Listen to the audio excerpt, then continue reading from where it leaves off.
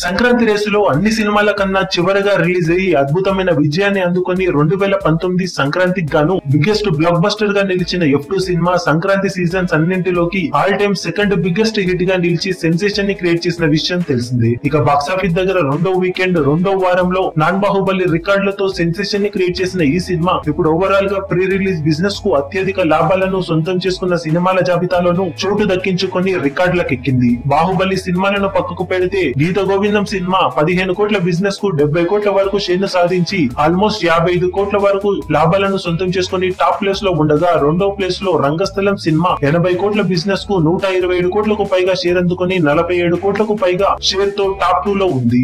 ఇక ఇప్పుడు మూడో ప్లేస్ లో F2 సినిమా 34.5 కోట్ల బిజినెస్ కు 16వ రోజు వసూళ్లతో 72 కోట్ల వరకు షేర్ను వసూలు చేసి ఆల్మోస్ట్ 37 కోట్లకు పైగా లాభాలను సొంతం చేసుకుని మూడో బిగ్గెస్ట్ లాభాలను సొంతం చేసుకున్న సినిమాగా తెలుగు సినిమా చరిత్రలోనే సరికొత్త రికార్డును నమోదు చేసింది. అంతటి పోటీలో ఇంతటి బీభత్సమైన రికార్డులను లిమిటెడ్ థియేటర్స్ లో అందుకోవడం అంటే మామూలు విషయం కాదనే చెప్పాలి. ఇప్పటికీ స్టడీ కలెక్షన్లతో దూసుకుపోతున్న ఈ సినిమా లాంగ్ రన్ లో మరిన్ని అద్భుతాలు సృష్టించే అవకాశం పుష్కలంగా ఉందని చెప్పవచ్చు.